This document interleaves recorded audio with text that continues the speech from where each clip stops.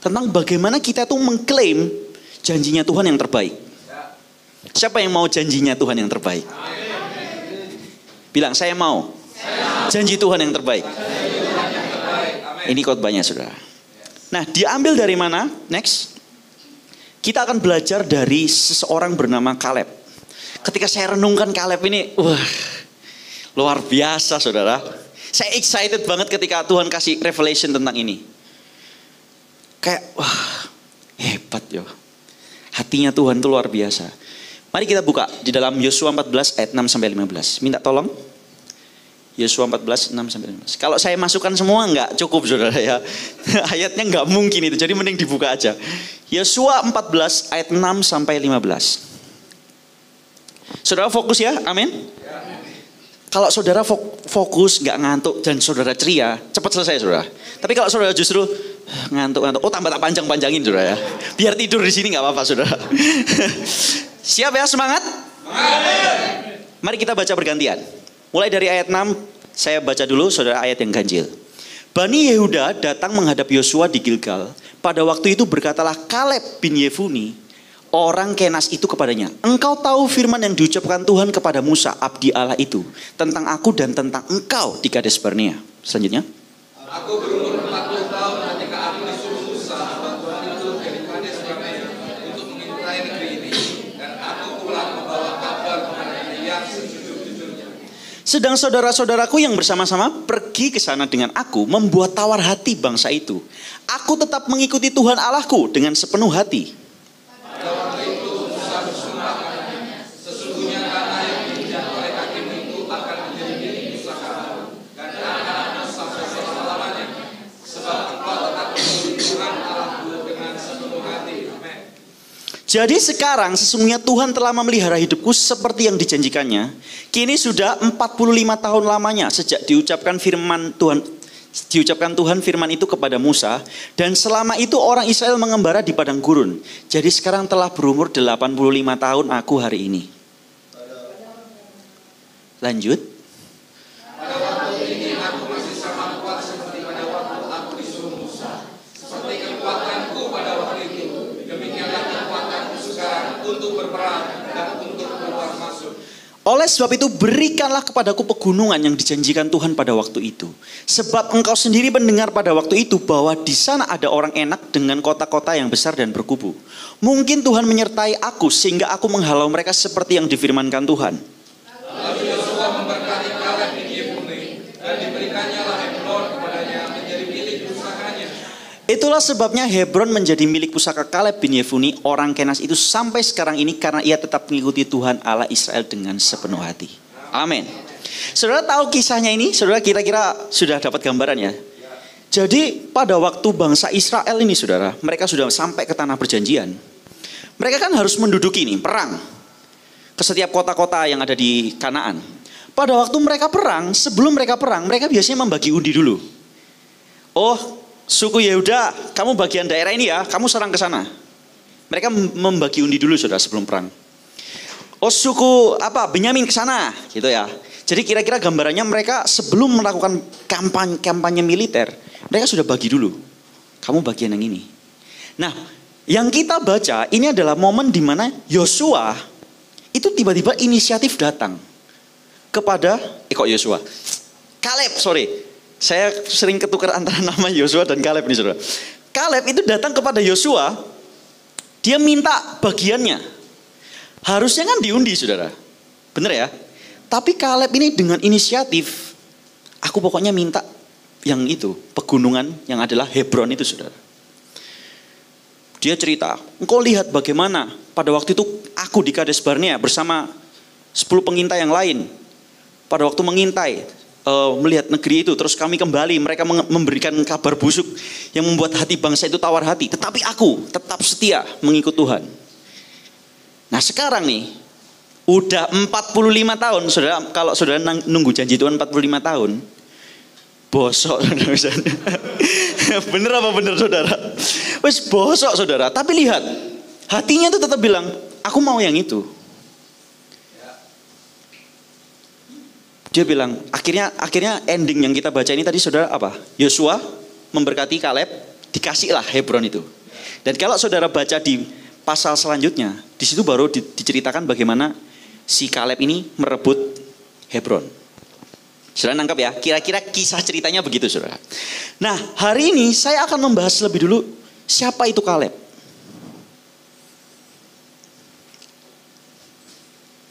Kaleb ini lucu saudara, keren gitu loh. Siapa itu Kaleb? Kok guyu ada yang lucu kok. Siapa itu Kaleb? Coba next. Nah saudara, mungkin saudara sudah sering mendengarkan khotbah tentang Kaleb. Memang kita tahu kalau Kaleb itu arti namanya apa saudara? Anjing, guguk. Benar-benar Kaleb, artinya anjing. Saya mau melihatnya dari sudut pandang psikologis. Saudara coba bayangkan saudara, ketika saudara ini dilahirkan sama orang tua saudara dikasih nama anjing. Come on. Bayangkan aja saudara. Coba bayangin aja. Saya tuh bayangkan kalau nama yang Indonesia yang biasa yang artinya nggak ada, misalnya kayak Agus misalnya gitu ya. Itu aja kalau di sekolah itu sudah jadi bahan bulian saudara. Mengingat banyak kasus Agus akhir-akhir ini sudah tahu ya, Agus Buntung itu saudara. Itu aja bisa jadi bahan bulian. Gak usahlah nama yang neko-neko saudara. Nama orang tuanya aja itu bisa jadi bulian anaknya. Betul apa betul? Yang anak muda coba angkat tangan. Merasakan penderitaan dibully nama orang tua. Itu padahal nama yang normal. Ini orang lahir namanya dikasih ke anjing. Kiriks bahasa Jermannya saudara. Saudara dikasih, bayangkan ketika Kaleb muda ini, di masa mudanya, dia dikasih nama anjing. Sorry ya saudara ya, saya tidak bermaksud berkata kasar. Jing. Coba, enak gak saudara? Secara mental, secara identity, dia ini sebenarnya orang yang punya problem. Orang yang dibully terus-terusan punya problem gak saudara? Iya. Orang yang sering kali direndahkan biasanya gak percaya diri. Mindsetnya cenderung pesimis. Saya soalnya pernah mengalami pembulian saudara waktu saya masih sekolah dulu di SD. Jadi saya kira-kira ngerti. Ngeri ya kan, ini dikasih nama anjing loh. Saya mikir orang tuanya tuh mikir apa gitu loh kan. Gini ya saudara, saudara punya anjing. Saudara kasih nama anjing itu dengan nama yang dimiliki manusia kan? Lah ini yang manusia dikasih nama anjing, kan lucu tuh. Kaleb, itu Kaleb saudara. Kaleb tuh punya sisi, secara psikologis dia punya satu krisis identitas di dalam dirinya. Saudara, jangan bilang gini, oh itu kan mungkin artinya kesetiaan. Ya saya setuju. Kaleb itu kalau dipecah katanya Kaleb itu mengikuti dengan segenap hati, benar saudara. Tapi gini saudara, kata anjing itu sebenarnya di Alkitab seringkali banyak dipakai untuk merendahkan. Contohnya apa saudara? Ulangan 23 ayat 18. Coba saya minta tolong satu orang baca. Come on. Anak-anak muda. Gak usah dibuka, itu tadi ada tadi.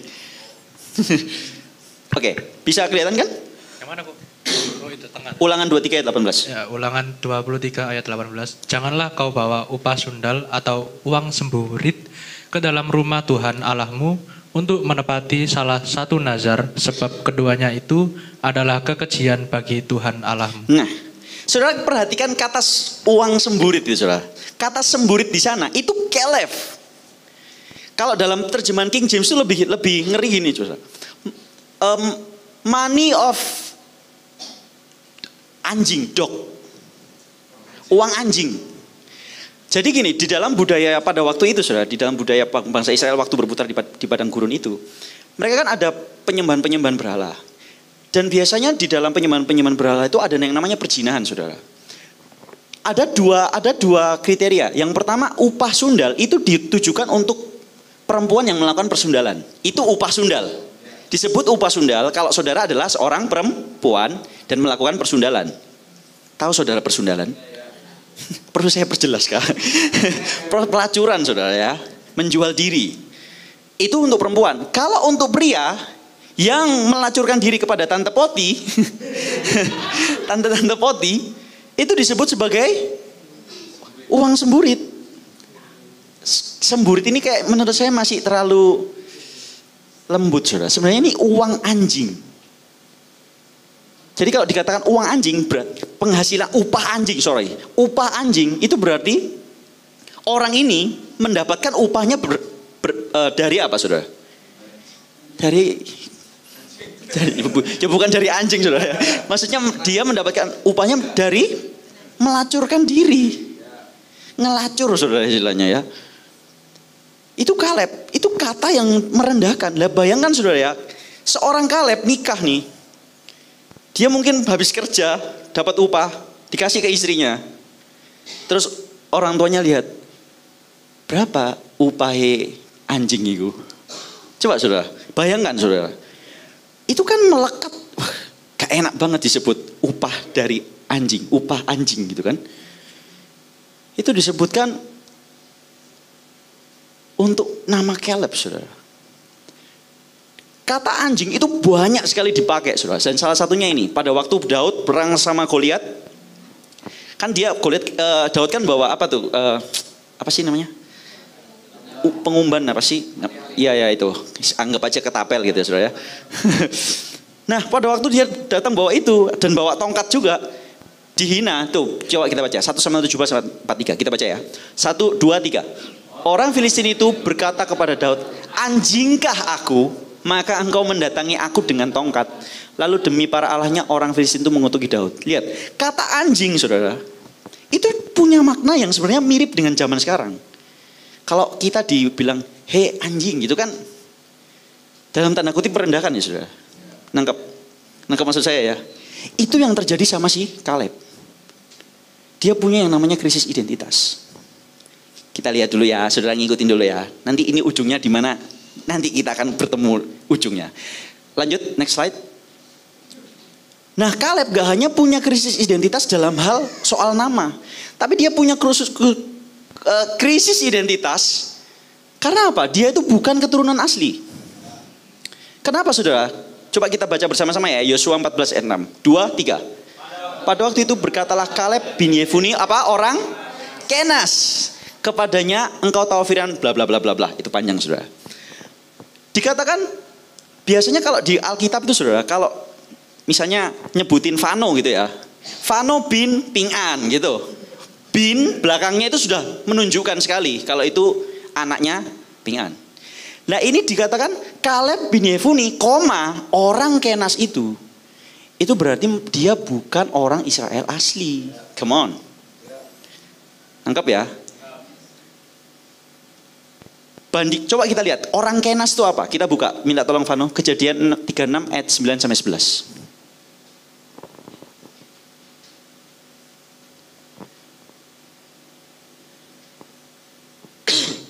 Kita baca ya. 2, 3. Inilah keturunan Esau, bapak orang Edom di pegunungan Seir. Lanjut.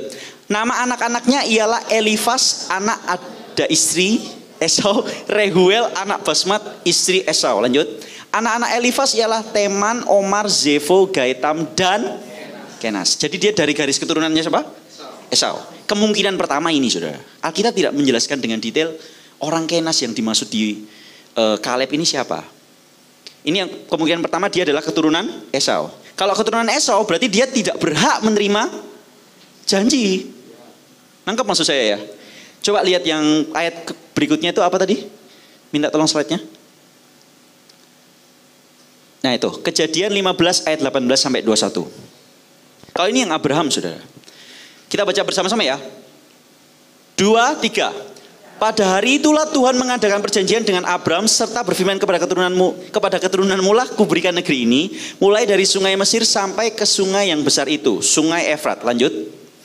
Yakni tanah orang Keni, berarti orang Kenasnya ada di mana, saudara? Coba ayat sebelumnya tadi. Kepada keturunanmu lah kuberikan negeri ini. Negeri ini apa, saudara? Kanaan. Berarti orang Kenas adalah orang Kanaan. Nangkep, saudara ya? Jadi secara garis keturunan, kembali ke slide, sebenarnya Kaleb itu bukan orang Israel asli. kemungkinan dia mengalami yang namanya kawin campur, saudara. Karena dia termasuk dalam suku Yehuda. Come on. Nangkep ya, saudara? Nah, dia itu sebenarnya mengalami krisis identitas lagi, saudara. Karena dia bukan keturunan asli. Kenapa? Ada yang namanya diskriminasi. Coba bayangkan, saudara ya, di sekolah itu kalau ada orang, misalnya sekolah ini kumpulannya etnis apa gitu, saudara. Ada satu orang muncul dari etnis lain, biasanya mengalami bulian. Itu hal yang lumrah, saudara. Kayak antara kasus antara orang kulit putih dan orang kulit hitam, sampai sekarang mereka masih tetap ada sisi rasis itu. Nangkap maksud saya ya? Dia bergabung ke sana, dia bergabung ke bangsa Israel. Ada yang namanya diskriminasi. Sebenarnya dia nggak layak juga, saudara, menerima janji Tuhan untuk Israel. Ya kan? Karena dia bukan orang yang asli. Coba senggol kiri kanannya. Ojo ngantuk.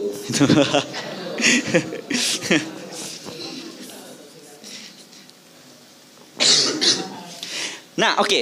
Kalau saya, saudara, kalau saya jadi Kaleb, saya adalah orang yang sebenarnya berhak untuk saya punya cara berpikir yang negatif. Saudara dibully dengan nama, terus saudara diskriminasi karena saudara bukan orang asli, keturunan dari bangsa Israel. Orang ini harusnya punya alasan, beribu-ribu alasan untuk mengatakan bahwa aku nggak mungkin bisa mencapai tanah perjanjian. Ya dong, dia harusnya punya alasan, iya ya aku bukan keturunan Abraham.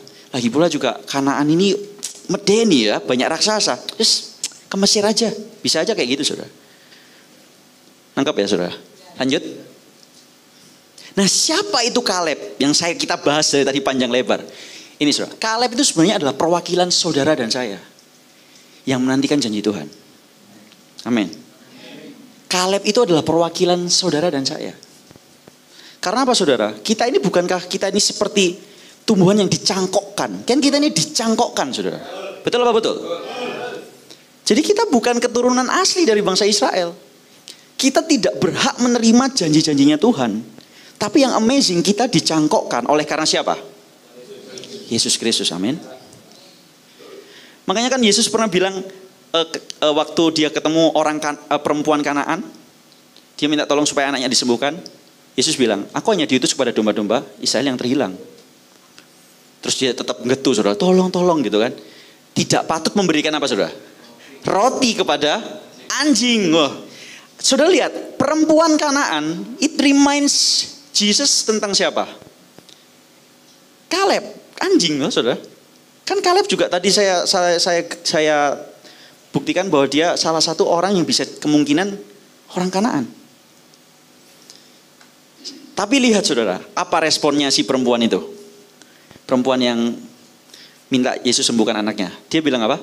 Tapi benar Tuhan, tapi anjing pun makan remah-remah dari meja tuannya. Yesus bilang, besar imanmu. Saudara, kata besar imanmu artinya kamu tuh punya rasa percaya yang besar. Nah, itu sebenarnya lambangnya saudara dan saya, amin. Seperti Kaleb melihat tanah perjanjian ketika 10 pengintai semuanya negatif. Dia satu-satunya orang bersama dengan Yosua yang percaya, aku pasti dapat. Itu adalah tanda orang percaya. Saudara, kalau dikatakan orang percaya berarti orang yang ahli dalam mempercayai. Nangkep ya? Kalau kita katakan orang apa misalnya? Tukang bangunan. Berarti ahli dalam orang apa misalnya? Orang musik berarti ahli dalam musik. Kalau dikatakan orang percaya berarti ahli dalam, wah kayaknya wajah-wajahnya kayaknya aku kok gak ahli mempercayai yo. Kayak harus mulai introspeksi diri kayak. Betul apa betul, saudara? Saudara adalah orang percaya. Engkau dan saya punya satu kelebihan yang tidak dimiliki bangsa Israel dari 10 pengintai yang lain. Apa? Percayakan janji Tuhan. Amin.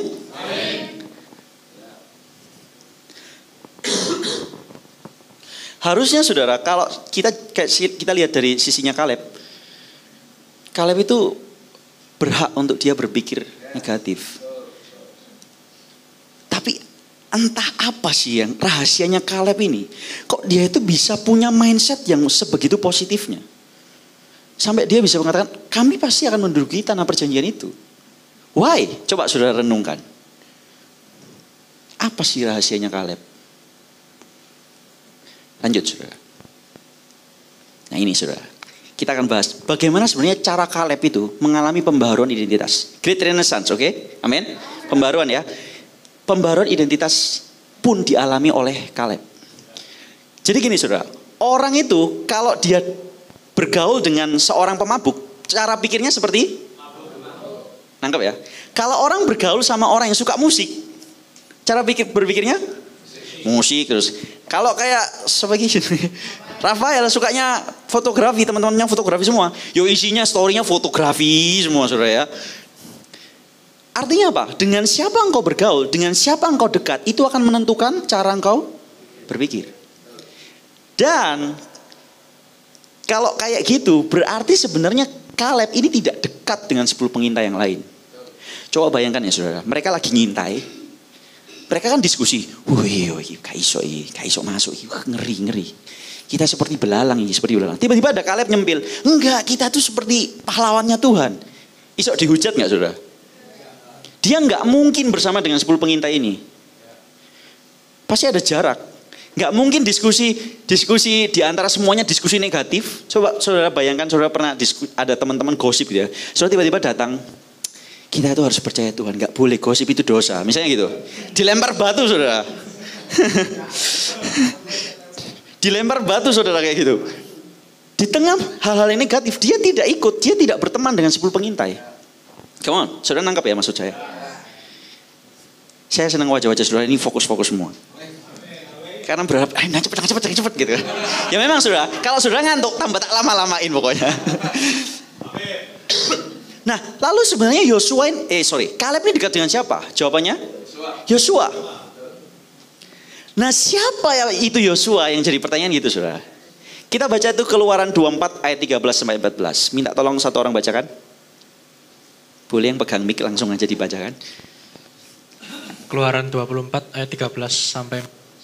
Lalu bangunlah Musa dengan Yosua, abdinya, maka naiklah Musa ke atas gunung Allah itu.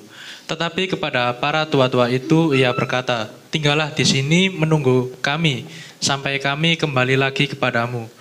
Bukankah Harun dan Hur ada bersama-sama dengan kamu? Siapa yang ada perkaranya, datanglah kepada mereka. Oke. Jadi pada waktu Musa itu naik ke gunung bertemu dengan Tuhan. Satu-satunya yang diajak sama Musa siapa saudara? Yosua. Para tua-tua, isinya sesepuh-sesepuhnya bangsa Israel itu minggato gak usah melok-melok gitu kan. Ada Harun kok gak usah. Hanya siapa saudara? Yosua.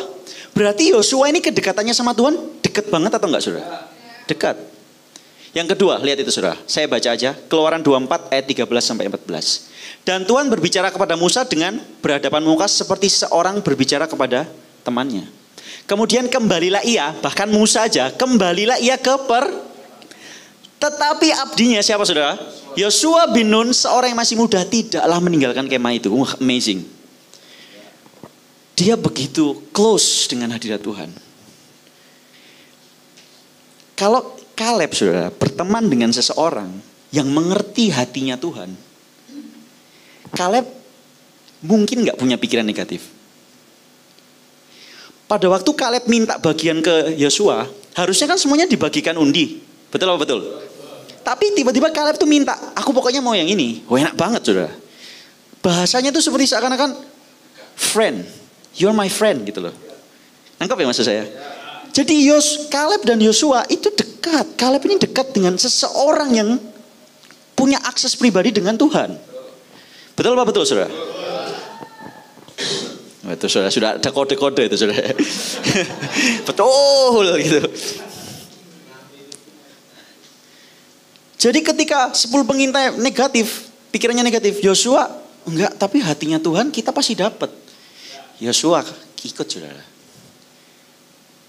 Nah sebenarnya Yosua itu siapa sih saudara? Kalau kita adalah Kaleb akhir zaman ini saudara. Siapa sebenarnya Yosua? Ini saudara. Yosua adalah lambang Yesus Kristus. Bilang, Yesus Kristus. Aku mau dekat sama Yesus Kristus. Aku mau dekat sama Yesus Kristus. Apa itu nggak paham saya, saudara. Saudara, dalam bahasa Ibrani Yosua adalah Yehoshua. Artinya Tuhan yang menyelamatkan. Coba bilang Yehoshua. Nah, bentuk sederhananya dari kata Yehoshua, saudara, itu adalah Yeshua. Yeshua itu siapa, saudara? Yesus Kristus. Yesus. Hamasiah itu yang Kristusnya. Yeshua itu Yesus. Dalam bahasa Ibrani artinya sama. Apa, saudara? Tuhan yang menyelamatkan. Come on. Hari ini saudara, Kaleb-Kaleb yang sedang menantikan janji Tuhan, mungkin kau dari latar belakang yang tidak mungkin untuk kau mencapai impian itu. Kau mungkin merasa, aku gak mungkin lah. Aku ini siapa gitu. Tapi ketika engkau melekat sama pribadi Yesus Kristus, dialah sang kasih karunia itu, amin. Dia yang mampu membuat identitas kita tuh menjadi berharga. Siapa yang bangga punya Yesus Kristus? Yes. Next. Nah ini sudah. Hanya dekat Yesus pikiran kita semakin diperbaharui. Dan identitas pun jadi lebih berarti. Amin. Jeremia. Itu penulisnya saudara ya. Itu quotes-nya. Nah saudara kalau masih ingat Kak Susan 2 minggu yang lalu kan berbicara tentang pembaharuan pikiran. Bagaimana pikiran ini bisa diperbarui? Ya saudara nggak akan pernah bisa menemukan pembaharuan yang luar biasa kalau bukan melalui Yesus. Hanya dekat dengan Sang Yosua, penerusnya Musa yang membawa bangsa Israel kepada apa yang dijanjikan itu. Itu yang akan mengubahkan kita, amin. Itu yang mengubahkan identitas kita. Amin. Jadi engkau yang hari ini merasa kayak minder atau mungkin nggak mampu, merasa galau ya, kayak saya dulu saudara sedang galau ya. Tetaplah percaya bahwa ketika engkau dekat dengan Yesus, Yesus yang mengubahkan identitas itu. Tiba-tiba pikiran saudara tuh kayak diubah, aku masih bisa. Saudara, ini sedikit kesaksian ya. Saya ini saudara, orangnya tuh pesimis banget. Makanya kalau saudara berteman dengan saya sejak saya masih SD. Iku anak sing nyebut iku SD saudara. Iku temenan iku, sesepuh iku saudara. Saudara akan lihat statusnya saya di Facebook. Zaman dulu masih Facebook ya, belum ada Instagram. Friendster, oh ya, tapi Friendster kayaknya belum galau saja kayaknya. Masih belum ada nulis-nulis status aku. Di Facebook saudara, ngeri saudara. Kalau saya lihat memori kan biasanya di Facebook ada kenangan masa lalu ya, kenangan berapa tahun yang lalu. Saya baca, ini anak kenapa gitu kan. Saya tuh ngelihat diri saya, ini anak kenapa sih. Perasaan tuh ya statusnya misalnya, Tuhan tuh baik, hadiratnya hari ini memenuhiku. Misalnya gitu ya. 1 jam kemudian, aku ini tidak berharga Tuhan. Coba bayangkan saudara, saya membayangkan, ini anak sebenarnya apa sih yang dipikirkan. Saya tuh kalau lihat masalah tuh kayak geli saudara. Tapi itu adalah saksi kalau, ya sebenarnya kamu modelnya kayak gitu loh. Sampai detik ini kemarin hari Sabtu kemarin saya gladi bersih, saya nyanyi lagu praise. Saya nggak tahu lagi seneng aja lagu-lagu yang bersorak-sorak gitu ya saudara ya. Saya tuh kayak merenungkan perasaan aku dulu tuh sukanya lagu-lagu yang melo, yang menyayat-nyayat hati gitu ya saudara. Tapi ketika muji Tuhan sekarang lebih seneng, kayaknya lebih seneng, ayo bersemangat gitu. Nah, apa yang mengubahkan pikiran saya saudara? Saya nggak ngerti. Yesus luar biasa. Berarti masuk saudara ya khotbah ya saudara ya. Saudara, apa yang saya lakukan dalam kegalauan saya, dalam masa-masa krisis identitas saya dulu juga pernah dibully. Saya juga berasal dari keluarga yang broken home. Saya cuma meletakkan hati saya ini, Tuhan aku ingin dekat sama Engkau. Yesus aku ingin dekat dengan, aku ingin mengenal Engkau lebih dari apapun. Bahkan waktu saya masih SMA tuh saya pingin saudara, saya punya cita-cita. Aku pokoknya selama aku masih hidup, aku mau sekali aja ketemu Yesus Kristus muka dengan muka, tapi bukan mati ya saudara ya. Masih hidup saudara. Ketemu muka dengan muka, itu satu kerinduan yang besar saudara. Sampai di retreatnya tuh, yang melayani pembicaranya itu heran. Hati-hati loh, harus mati loh gitu. Tapi itu kerinduan saya. Tuhan aku pingin mengenal Engkau. Karena saya tuh punya prinsip gini saudara. Saya merasa diri saya ini rendah ya saudara, rendah diri. Saya cuma bilang, aku nggak bisa ini Tuhan. Survive kalau bukan karena Tuhan. Bahkan saudara kalau saudara saya main musik, saya udah cukup bisa lah ya main musik. Itu saya masih sering minder. Tuhan aku kayak gak bisa deh. Disitulah saya meletakkan, Tuhan aku perlu Engkau Yesus. Amin. Kan kita adalah itu ya saudara, dicangkokkan ya saudara. Dicangkokkan pada Yesus. Kalau ini nyangkoknya enggak melekat pada sang pokok anggur, gimana? Ucul ya saudara. Ucul terus apa saudara? Nggak bisa bertumbuh. Nggak bisa bertumbuh saudara.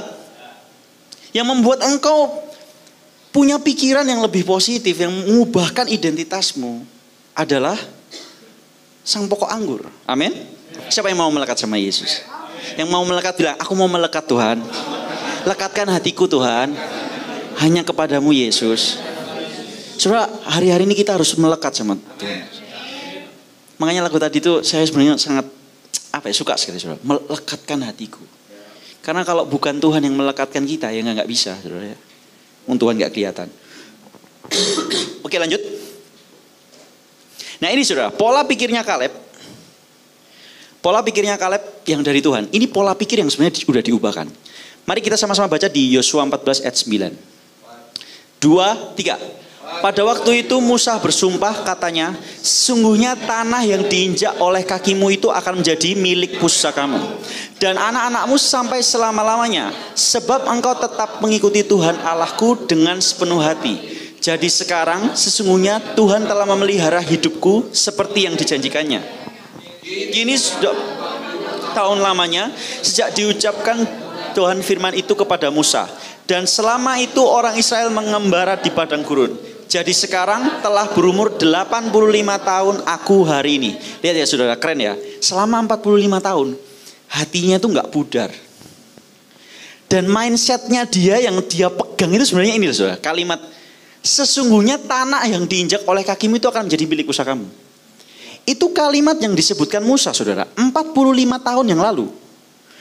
Ketika dia minta pembagian haknya, dia bilang sesungguhnya tanah yang diinjak oleh kakimu itu akan menjadi milik pusakamu. Itu mindsetnya dia yang dia pegang selama 45 tahun.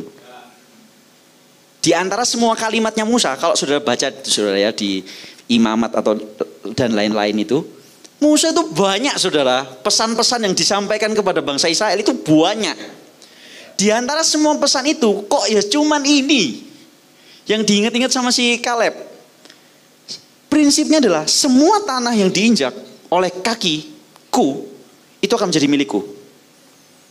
Coba bilang, semua tanah yang diinjak oleh kakiku akan jadi milikku. Nah sekarang silakan menginjak rumah-rumah saudara ini. Rumahnya orang lain injak-injakan saudara ya. Saudara, kalimat setiap tanah yang diinjak oleh kakimu akan menjadi milikku itu berkali-kali muncul di dalam Alkitab saudara. Dan itu bukan kalimat yang sembarangan. Itu kalimat yang dari Tuhan yang pertama diberikan kepada siapa? Abraham. Hello, sudah nangkap ya? Kepada Abraham. Dikatakan bersiaplah, jajakilah seluruh negeri itu. Kalau dijajaki itu berarti diapain saudara? Diinjak. Karena semua negeri itu akan kuberikan kepadamu. Itu prinsip yang Tuhan taruh perjanjiannya dengan si Abraham. Berikutnya perkataan Musa. Musa juga ngasih tahu ya, ini tadi yang kita baca ini ya saudara. Itu adalah perkataannya Musa. Yang ketiga itu awal kepemimpinannya Yosua saudara. Kalau saudara dengarkan Bapak Gembala khotbah beberapa minggu yang lalu, kalau nggak salah itu di doa fajar sih.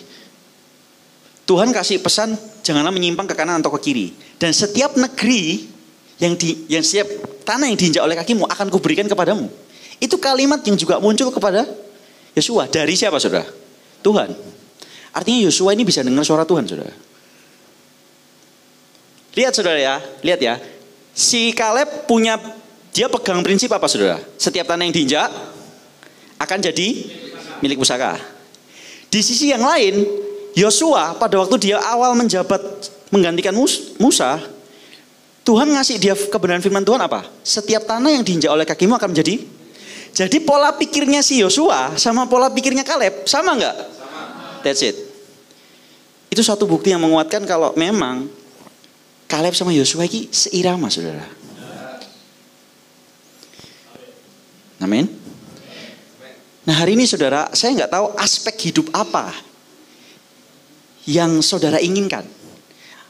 perlu saudara injak dulu saudara, kayaknya aspek itu. Misalnya keuangan saudara, uangnya diinjak-injak gitu, enggak ya saudara. Tuhan tuh mau ngasih tahu aspek hidup apa sih saudara yang kau harapkan, yang kau inginkan untuk mengalami keberhasilan. Peganglah prinsip ini, setiap tanah yang diinjak oleh kakimu, setiap aspek hidup yang kau injak, di mana kau berada, itu akan menjadi milik pusakamu. Siapa yang percaya engkau menerima yang terbaik? Amin. Yes, lanjut. Nah ini saudara, gara-gara si siapa nih tadi, Kaleb punya mindset pemikiran kayak gitu saudara. Dia itu bisa berhasil punya pola pikir yang berbeda daripada 10 pengintai yang lain. Coba kita buka ya, minta tolong Vano, bilangan 13 ayat 1 sampai 3, terus lompat ke 17-20. Kita baca bersama-sama. 2, 3. Tuhan berfirman kepada Musa, suruhlah beberapa orang mengintai tanah Kanaan yang akan kuberikan kepada orang Israel.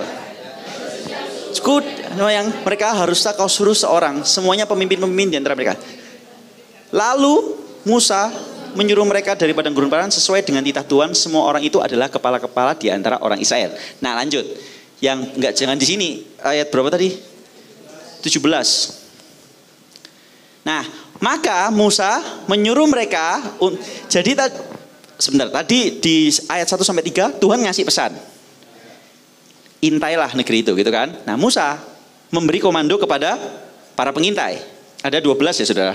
Apa yang dikatakan? Maka Musa menyuruh mereka sama-sama untuk mengintai tanah Kanaan. Katanya kepada mereka, ini saudara perhatikan ya, pergilah dari sini ke tanah Negeb dan naiklah ke pegunungan. Lanjut.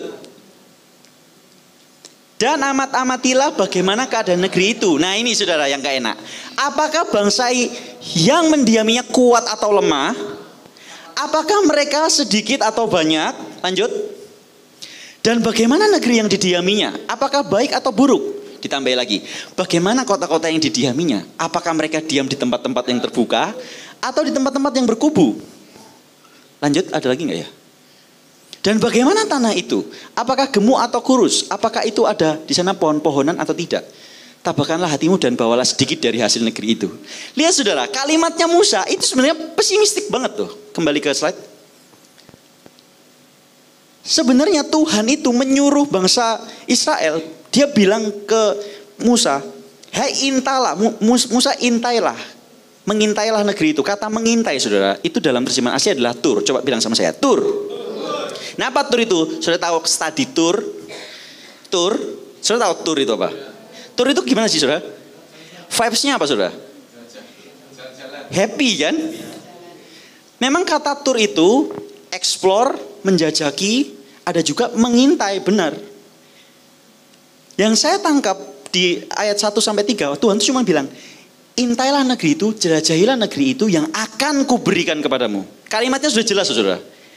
Intailah negeri itu yang akan kuberikan. Artinya pasti dikasih kan? Betul apa betul? Tuhan bilang nggak gimana? Apakah berkubu atau tidak? Gitu nggak? Enggak. Yang bilang ada berkubu atau enggak, bentengnya gimana, orang-orangnya gimana, itu siapa saudara? Jadi sing salah siapa saudara? Nah ini harus dipites saudara. Musa malah memberi komando militer saudara. Saya berpikirnya wajar lah ketika Musa ini menafsirkan kata tur ini sebagai pengintaian, karena dia adalah pemimpin militer juga. Dia harus menghitung kira-kira musuh ini gimana ya, strateginya gimana ya. Wajar nggak saudara? Tapi justru itu yang jadi bumerang, akhirnya para pengintai kena mental. Bilang kiri kananmu, jangan kena mental.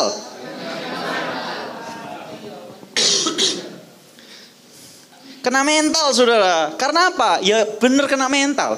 Bangsa Israel itu siapa sih saudara? Istilahnya kan budak yang melarikan diri toh. Merampasi orang Mesir kan. Dibandingkan dengan orang Kanaan yang udah bertahun-tahun lamanya, udah mendirikan benteng dan lain sebagainya.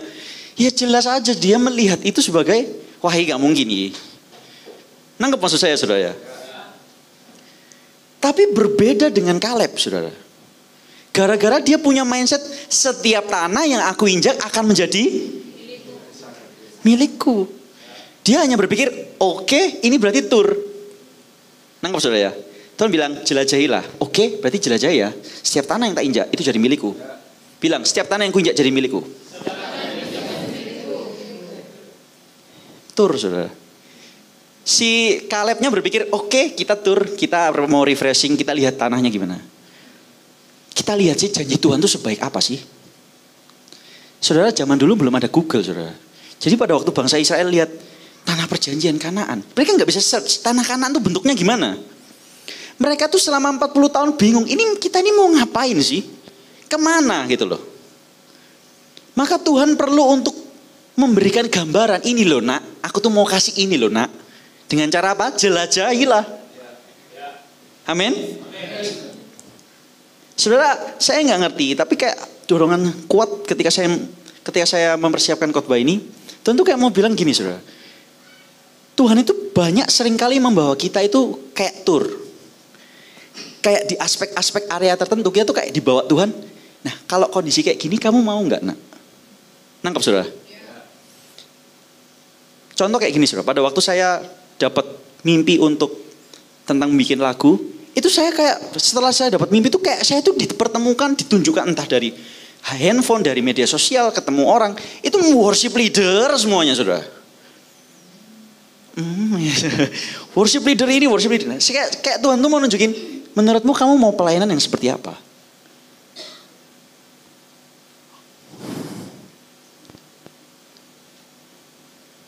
Itu hatinya Tuhan, saudara.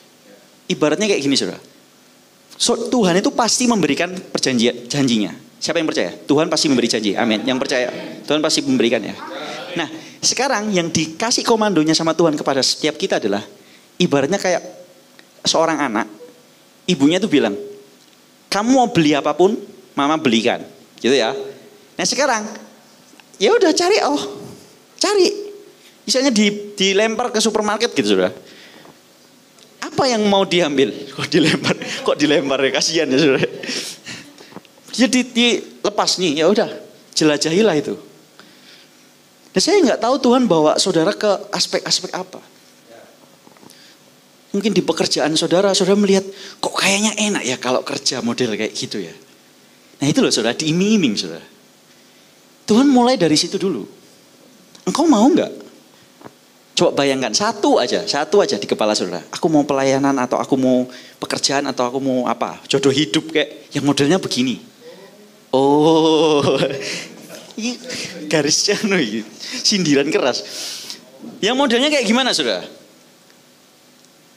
Jajak kira, do you want it? Kamu mau nggak? Mau.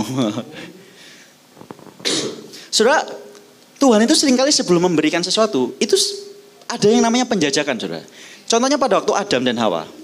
Sebelum Hawa itu diciptakan sama Tuhan, Adam itu disuruh apa, saudara?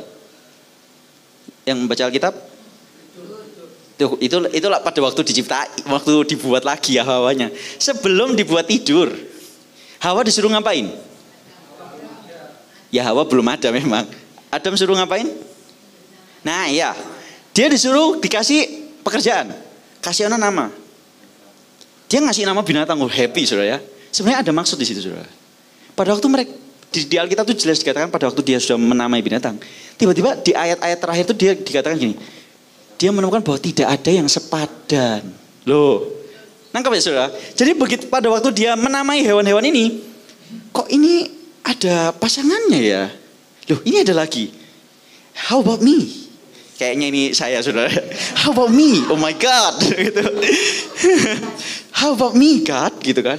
Disitulah hatinya Adam bilang, kayaknya aku perlu deh. Nah, Tuhan baru kasih. Nangkap saudara ya? Tuhan itu nggak bisa memaksakan kehendak kita saudara. Tuhan menghargai kehendak bebas. Betul apa betul? That's why Tuhan suruh jajakilah negeri itu. Amin? Pasti diberi kan? Pasti. Sekarang tinggal dijajakin aja. Nangkep? Lanjut. Next. Cepat ya saudara. Sebentar lagi kita selesai kok. Galatia 3:29 dikatakan gini. Dan jikalau kamu adalah milik Kristus, maka kamu juga adalah keturunan Abraham dan berhak menerima janji Allah itu. Amin. Siapa yang miliknya Kristus di sini? Hati kita berhak menerima janji itu. Nah, Kaleb saudara memegang teguh janjinya Tuhan kepada Abraham. Apa? Setiap tanah yang... Loh saudara aneh ya. Ini bukan orang keturunan asli loh. Tapi justru orang ini yang memegang teguh perjanjiannya Tuhan dengan Abraham. Artinya itu lambang saudara dan saya. Amin. Next. Nah, berarti saudara, kalau kita berhak menerima janjinya Tuhan, di pihaknya Tuhan itu sudah pasti yes. Siapa yang percaya Tuhan bilang yes untuk setiap apa yang menjadi impianmu? Iya, yes, langsung kau. Yang jadi pertanyaan adalah, tadi saya bilang, which one do you like? Yang mana, janji yang mana yang kau inginkan untuk tergenapi? Saudara, kita lihat Yosua 15 ayat 13-14. Minta tolong dibuka. Cepat aja. Saya baca Yosua 15. Tadi benar ini ya 13 sampai Yosua 15 ayat 13 sampai 14. 14-nya coba. Oh ya benar, ayat 13 dulu. Coba kita baca ya. 2, 3. Tetapi kepada Kaleb bin Yefune diberikan Yosua sebagian dari tengah-tengah Bani Yehuda itu, yakni Kiryat Arba, seperti yang diceritakan Tuhan kepadanya. Arba ialah Bapak Enak. Itulah apa saudara? Jadi dia minta Hebron ya. Lanjut. Dan Kaleb menghalau dari sana ketiga orang Enak, yakni Sesai, Ahiman, dan Talmai, anak-anak Enak. Oke, kita kembali ke slide. Saudara, kenapa sih kok Kaleb ini meminta Hebron? Karena sebenarnya Hebron ini itu penggenapan janji yang paling terbaik. Karena di Hebron, saudara, para pengintai itu kan mengintai dari selatan ke utara ya, saudara ya. Terus dia kembali ke selatan lagi dan menuju ke Kiryat Arba itu tadi. Kades Barnea, sorry. Dan ditulis pada waktu mereka sampai di Hebron, khususnya di lembah Eskol, baru mereka itu muncul berita-berita busuk itu, saudara. Mereka memang membawa hasil tanah itu yang terbaik. Apa saudara? Buah anggur yang perlu dibawa digotong 2 orang, saudara. Berarti itu besar banget. Anggurnya itu keren, terbaik banget. Tapi justru karena di Hebron inilah mentalnya mereka tuh menjadi down. Karena tadi dituliskan ada kalimat ini, saudara. Orang Enak yaitu siapa? Sesai, Ahiman, dan Talmai. Itu kan ada di Hebron, saudara ya. Kalimat itu ada, saudara, pada waktu para pengintai ini mengintai. Nama 3 orang ini muncul, saudara. Saya bayangkan gini, di antara semua kota kan punya pemimpinnya masing-masing ya, saudara, Kanaan itu. Kok yang diingat itu cuma 3 orang ini gitu loh. Nangkep saudara maksud saya? Artinya kalau saudara lihat berita negatif, yang paling negatif itu biasanya yang paling diingat. Betul apa betul? Jadi Hebron ini, saudara, dia memang paling terbaik, tapi di sisi lain tantangannya paling gede. Saudara mengharapkan sesuatu yang paling terbaik, amin. Biasanya itu tantangannya paling besar, saudara. Ada orang enak, bukan susu enak, saudara ya. Orang enak ini raksasa, saudara. Dan Hebron itu adalah tempat bersejarah, saudara. Tempat di mana Abraham, Sarah, Ishak, Ribka, Yakub, Lea itu dikuburkan di Gua Makpela. Itu tanah yang dibeli sama si Abraham. Loh, aneh ya, saudara ya. Kaleb bukan orang keturunan asli, begitu menghargai makna historis dari daerah itu. Artinya ini bukan main-main, saudara. Amin. Amin. Nah, sekarang pertanyaannya adalah which one do you like? Saudara, semua bangsa Israel itu menduduki tanah Kanaan, memiliki tanah Kanaan. Itu bermacam-macam, bebas. Ada yang mungkin gampang untuk ditaklukkan, ada yang sulit ditaklukkan kayak Hebron ini, ada yang setengah-setengah. Nah, saudara pilih yang mana? Siapa yang mau milih yang terbaik? Kalau saya sih mau yang terbaik, saudara ya. Kalau saya sih mau yang terbaik. Amin. Lanjut. Sebentar lagi kita selesai. Nah ini, saudara. Kita baca sama-sama ya. 2, 3. Impian yang paling sulit kita raih adalah penggenapan janji Tuhan yang terbaik. Di sana Tuhan punya kesempatan untuk menyatakan kuasanya. Amin. Saudara, kalau impianmu itu mudah, saudara nggak butuh Tuhan. Nangkep ya? Kalau impian saudara itu masuk di dalam logika saudara, nggak butuh Tuhan. Suruh tidur aja Tuhannya. Kalau itu mudah banget, saudara. Misalnya impian saudara adalah makan sate ayam, ya tinggal beli aja sate ayam gitu kan. Tapi kalau impian saudara adalah sesuatu yang besar, yang secara logika, Nggak masuk Tuhan, aku nggak bisa secara kekuatanku. Tapi justru disitulah Tuhan punya kesempatan untuk menyatakan kuasanya. Amin. Amin. Lanjut. Kesimpulannya saudara. Nah, sudah bahagia. Ada kata kesimpulan itu sudah langsung sumringah gitu ya saudara ya. Yang pertama, tetaplah pegang janji-janji Tuhan sekalipun kondisi atau latar belakang tidak menunjang impian itu. Seperti Kaleb saudara, nggak menunjang sebenarnya. Dia punya reason negatif sebenarnya untuk dia nggak menerima janji itu. Tetap pegang janji Tuhan. Siapa yang mau pegang janji Tuhan? Amin. Yang kedua, tetaplah ini saudara yang penting. Melekat kepada siapa? Yesus. Yang sanggup mengubahkan identitas dan cara pandang kita. Kayaknya kalau sudah kesimpulan tuh langsung excited. Amin, yes, haleluya, amazing gitu ya saudara. Yang ketiga, tetaplah percaya karena setiap aspek hidup yang Anda pijak telah diberikan Tuhan kepadamu. Amin. Yang keempat terakhir, tetaplah berharap pada penggenapan janji yang terbaik. Yang terbaik loh ya. Sekarang bayangkan apa yang paling terbaik. Itu saudara yang harus engkau kejar. Jangan kok lah saya 45 tahun wis bosok ya Tuhan ya. Aku tak milih sing biasa-biasa jadi orang biasa-biasa aja. No. Saudara 45 tahun, umurnya Kaleb berapa saudara? 85. Kurang bosok apa saudara? Ada yang di sini umurnya 85? Ada yang umurnya 85? Pak Tet umur berapa? Masih 70 saudara. Ini 85 loh. Selama 45 tahun hatinya tuh tidak pernah beranjak. Aku maunya Hebron. Titik. Yang bikin bangsa Israel pada tawar hati, aku maunya itu. Saudara mau yang terbaik, amin. Yang bilang mau yang terbaik katakan hayya. Haleluya. Selesai.